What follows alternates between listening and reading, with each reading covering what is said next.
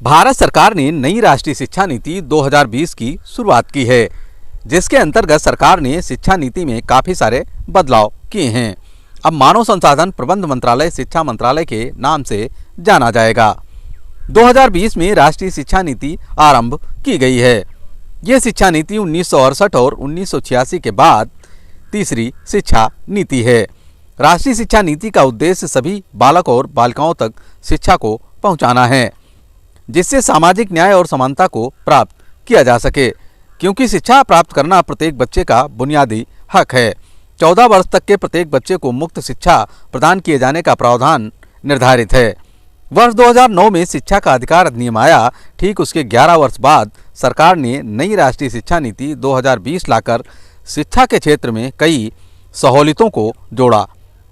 मैंने उत्तर प्रदेश के सीतापुर जनपद के बिस्वा ब्लॉक की ग्राम पंचायत बेनीपुर के पूर्व माध्यमिक विद्यालय कंपोजिट बेनीपुर, जहां 294 बालक और बालिकाएं शिक्षा ग्रहण करने आते हैं, नई राष्ट्रीय शिक्षा नीति 2020 के बारे में बात की। बालक और बालिकाओं ने क्या कहा, आपको सुनवाते हैं। मैं 9 बजे स्कूल आती हूँ। स्कूल आने के बाद प्रार्थना होती है। प्रार्थना होने के बाद योगा होता है। योगा होने के बाद हाजिरी ली जाती है। हाजिरी लेने के बाद सारे बच्चे क्लास में जाते हैं। क्लास में जाने के बाद थोड़ी देर बाद मैम आती हैं, फिर पढ़ाई स्टार्ट होती है। फिर हाफ टाइम होता है। हाफ टाइम होने के बाद रसोई आंटी हम लोगों को अच्छा खाना खिलाती हैं। खाना खाने के बाद हम लोग फिर से क्लास के अंदर चले जाते हैं। क्लास के अंदर जाने के बाद फिर से पढ़ाई होती है।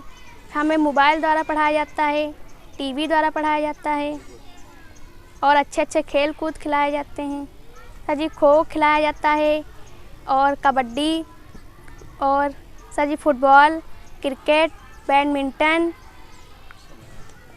सर जी विज्ञान पढ़ाया जाता है, गणित पढ़ाया जाता है, इतिहास, भूगोल, सामाजिक विषय, अंग्रेजी, गणित, कला, विज्ञान, नागरिक शास्त्र, हिंदी, पर्यावरण, शारीरिक शिक्षा।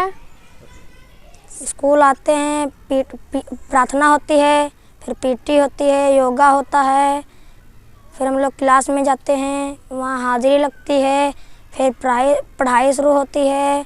इंटरवल में हम लोग खाना खाते हैं, भाई बहन। खाना खा के फिर हम लोग क्लास में जाते हैं। क्लास में इंटरवल ख़त्म होने के बाद में हम लोग पढ़ाई करते हैं। हमारे विद्यालय में 294 बच्चे पंजीक हैं। उसमें से हमारे विद्यालय में 200 बालक बालिकाएं आते हैं। हमारे विद्यालय में पानी की अच्छी व्यवस्था है, खाना अच्छा मिलता है और पढ़ाई भी अच्छी होती है। बालक और बालिकाओं के लिए नई राष्ट्रीय शिक्षा नीति 2020 कितना कारगर है, इस पर विद्यालय की सहायक अध्यापिका और प्रधानाचार्य ने क्या कहा, आप भी सुने। मैं अपने विद्यालय में कक्षा 1 में डिजिटल या क्या लीजिए स्कूल रेडीनेस कार्यक्रम और शिवनादर फाउंडेशन की तरफ से चल रही प्रोजेक्टर के माध्यम से जो डिजिटल शिक्षा है, मैं उसमें सहयोग कर रही हूँ विद्यालय में। मैं बच्चों को शिक्षण कार्य के लिए गतिविधियों के माध्यम से पढ़ाना ज़्यादा उपयोगी मानती हूँ, क्योंकि बच्चे जितना देख कर सीखते हैं उतना जो है बच्चे हम अगर उनको सुनाते हैं, कहानियाँ बताते हैं, तो वो उस चीज़ों को उतने अच्छे से नहीं सीख पाते हैं। लेकिन अगर हम उनको चीज़ों को दिखाते हैं, प्रत्यक्ष रूप में जब दिखाते हैं, तो बच्चा उसको बहुत अच्छे से देखता है, सीखता है और उसको अपने नेचर में फॉलो भी करता है। डिजिटल इंडिया जो हमारे देश में इस समय बहुत ही महत्वपूर्ण चल रही है, या जिसको बहुत कहा जाए कि लागू है इस समय, तो ये जो हमारी शिक्षा में लाई गई है शिक्षा नीति में, तो ये बहुत ही उपयोगी हो रही है। क्योंकि हम बच्चों को कुछ भी जो चीज़ें हैं, जैसे कविताएं हैं, गीत है, इंग्लिश पोएम है, ये सब हम चीज़ों बच्चों को अच्छे से उनको दिखा के by action by doing her तरीके से उनको हम अच्छे से करा सकते हैं। बच्चे भी बहुत ही इंटरेस्ट लेकर, क्योंकि बच्चा जब देखता है तो बहुत ही अच्छे से इंटरेस्ट लेकर उस चीज़ों को एक्टिविटीज़ को करता है। शिक्षा के अधिकार अधिनियम के आने के पश्चात ही विद्यालय में आमूलचूल परिवर्तन होने लगे थे, क्योंकि बहुत सारे बच्चे जो विद्यालय में पढ़ने नहीं जाते थे उनको भी शिक्षा की मुख्य धारा से जोड़ने का प्रयास शिक्षकों के माध्यम से शासन ने किया और उसमें अभूतपूर्व सफलता भी मिली।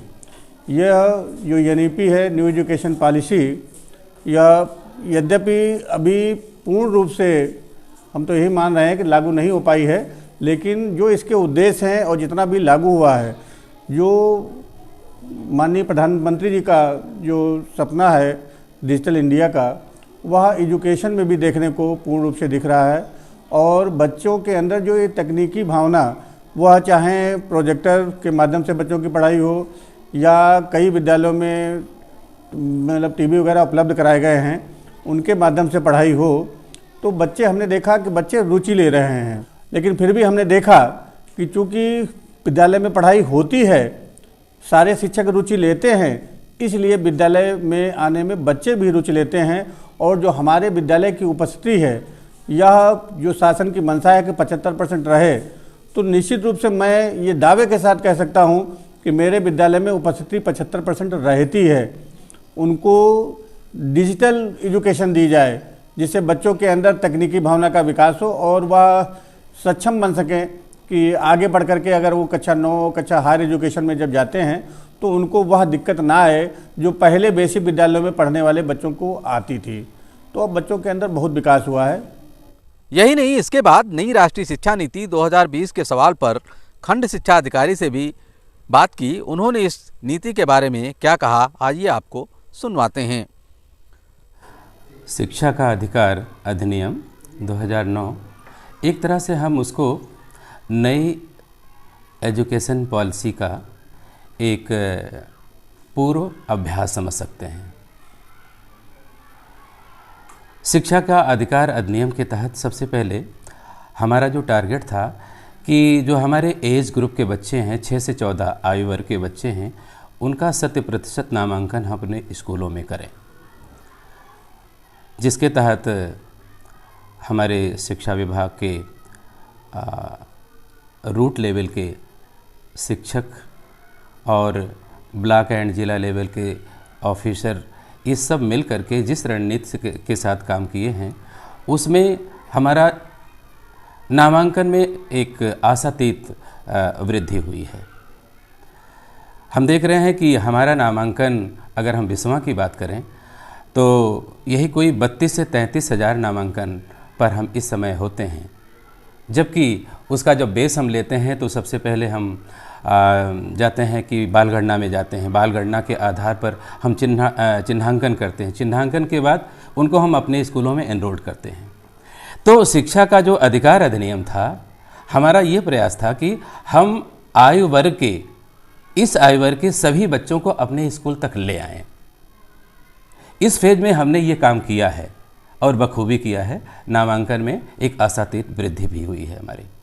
उसके बाद फिर जब नई एजुकेशन पॉलिसी 2020 की बात हम करते हैं, उसमें इसका चौतरफा विकास करने की बात आती है। मसलन हम आधारभूत संरचनाओं की बात करें तो आज हमारे स्कूलों में आधारभूत संरचनाओं के रूप में हमारे पास क्लासरूम की पर्याप्त संख्या है। क्लासरूम को हमने सुसज्जित किया है। एवं कायाकल्प के तहत हमारे क्लासरूम सुसज्जित हुए हैं। और क्वालिटी बेस्ड देखें तो हमारे क्लासरूम के अंदर जो फैसिलिटीज़ हुई है उसमें काफ़ी वृद्धि हुई है। मसलन आज हम डिजिटल क्लासरूम स्थापित कर पाए हैं। हमारे पास कंप्यूटर हैं और कंप्यूटर सिस्टम है। स्कूलों में भी ये चीज़ प्रोवाइड हुई है। और रही बात सेंट्रलाइज के रूप में, तो हमारा जो BRC केंद्र होता है वहाँ पर 6 से 7 कंप्यूटर हमने स्थापित किए हैं। रोस्टर में स्कूल का रोस्टर स्थापित करके वहाँ पर बालिकाओं को और बच्चों को ला करके हम इसकी विधा से परिचित कराते हैं। तो देखा जाए तो इंफ्रास्ट्रक्चर और टेक्निक दोनों में हम अपने न्यू एजुकेशन पॉलिसी के अंतर्गत काम कर रहे हैं। अभी इसमें हम और भी काम करना है। देखा जाए तो हमने इसकी शुरुआत कर दी है। अभी 2024 में हमने इस पर काम करना शुरू किया है। नेट की परीक्षा हमने आयोजित करी है।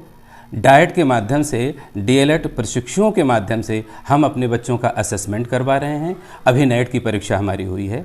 शायद जो उसका एक रुझान आ रहा है उसमें से ज़्यादा बच्चे उपस्थित हो करके अपनी क्वालिटी का परिचय दिए हैं। रिजल्ट आएगा तो उसका परिणाम हमें मिलेगा। अभी इस समय हम लोग डाइट के प्रशिक्षुओं के माध्यम से असेसमेंट करवा रहे हैं, निपुण बच्चों का असेसमेंट करवा रहे हैं। सैंपल के तौर पर हमारे विकासखंड से 10 विद्यालयों का सैंपल लिया गया है। जो एक आंतरिक रुझान बताई गई है कि बच्चों ने एक अच्छा प्रयत्न किया है और निपुणता के लक्ष्य को लगभग हासिल करने का काम किया है। तो न्यू एजुकेशन पॉलिसी में हम जो हमारी सरकार की नीति है, बेसिक एजुकेशन को बॉटम टू टॉप ले जाने की जो उनकी कार्य योजना है, उस पर हम आगे बढ़ रहे हैं। उम्मीद करते हैं कि इसके लक्ष्य को हम हासिल करेंगे। 2025 में हम अपने लगभग 80% विद्यालयों को निपुणता के लक्ष्य के दायरे में लाएंगे। ऐसा हमारा और हमारे बेसिक शिक्षा विभाग का प्रयास है, जिस पर हम काम कर रहे हैं। शिक्षा से देश का सर्वांगीण विकास संभव है। शिक्षा ही देश के विकास का आधार है। इसके लिए शिक्षा में सभी को समान अवसर मिले, इसके लिए सरकार समय समय पर शिक्षा के लिए नीतियों का निर्माण करती रहती है। आप सभी वीडियो देखने वाले दर्शकों से आग्रह है, यदि आपको मेरा काम पसंद है तो इस वीडियो को अपने दोस्तों को साझा करें। वीडियो को लाइक, शेयर, कमेंट कर चैनल को सब्सक्राइब करें।